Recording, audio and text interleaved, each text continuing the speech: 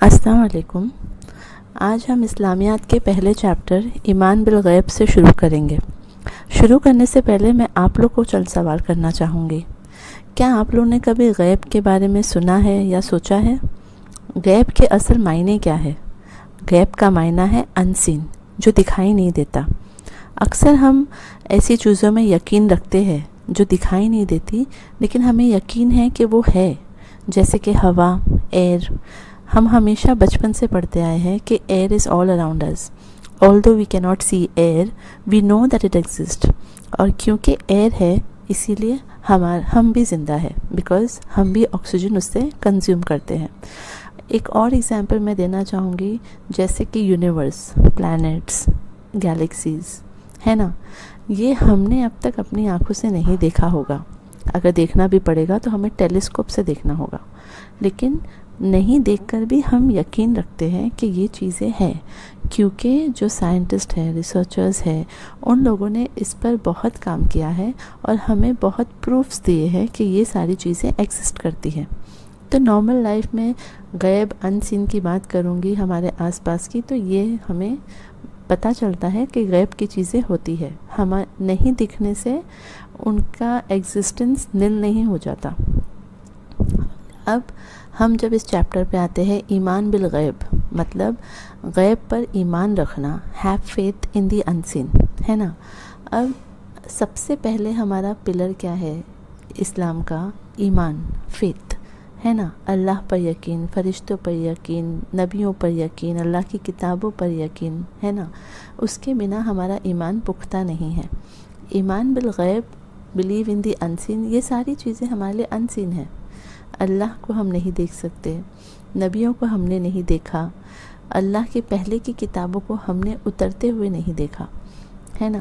اور ایسے ہی کئی سارے چیزیں جو ہو کر گئی ہے، جیسے ہمارے اینسسٹرز، وہ ہم نے ان کو نہیں دیکھا، لیکن وہ تھے، اس بات کا ہمیں یقین ہے۔ ویسے ہی ایمان بالغیب مطلب فیتھ رکھنا انسین چیزوں پر، ہے نا۔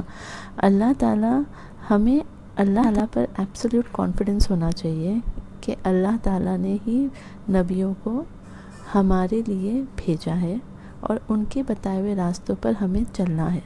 اور وہ غیب کی باتیں ہمیں کہاں معلوم پڑے گی؟ انسین باتیں قرآن میں۔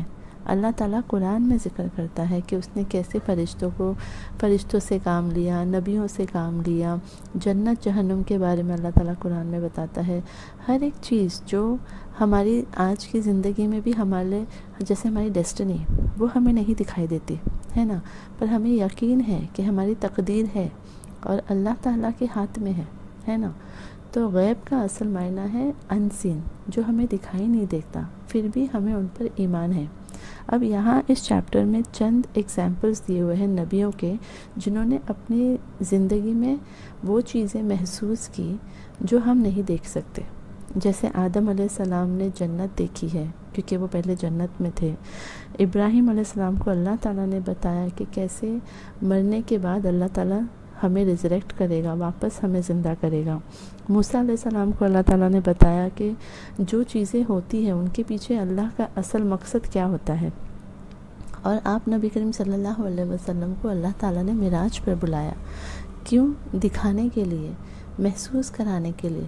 اسی لیے نہیں کہ ان کا ایمان کمزور تھا یا ان کو یقین نہیں تھا، پر اسی لیے کہ ان کا ایمان کا لیول اور بڑھے اور وہ پورے کانفیڈنس کے ساتھ اپنا کام کرے، اپنے امتیوں کو، ہم لوگوں کو سچ پہنچائے کہ بے شک اللہ ہے اور اللہ ہی کے اختیار میں ہر چیز ہے۔ تو اصل میں ایمان بالغیب کے معنی اس چیپٹر میں ہمیں سمجھ میں آ جاتے ہیں۔ یہ جو آیت لکھی ہوئی ہے یہاں پر، الذین یؤمنون بالغیب ویقیمون الصلاۃ ومما رزقناہم ینفقون، who believe in the unseen, establish prayer and spend out of what we have provided for them۔ یہ کس کا ایگزامپل ہے؟ ایک مسلمان کا، کہ اللہ تعالیٰ کہتا ہے کہ مومن کون ہے، مسلمان کون ہے؟ جو غیب پر یقین رکھتا ہے، نماز ادا کرتا ہے اور جو ہم نے اسے دیا ہے اس میں سے ہماری راہ میں خرچ کرتا ہے۔ تو اصل معنی ایمان بالغیب کے اس چیپٹر میں ہمیں کھل کے سمجھ میں آتے ہیں۔ میں یہی چاہوں گی کہ آپ لوگ بھی اس پہلے چیپٹر کو اطمینان سے پڑھیں، سمجھیں، اور اگر آپ کی کوئی بھی کوئریز ہے، کوئی بھی آپ کو بات نہیں سمجھ میں آتی ہے تو آپ ہم سے ضرور سوال کریں۔ وَخُدَا دَعْوَانَ الحمدللہ رب العالمین۔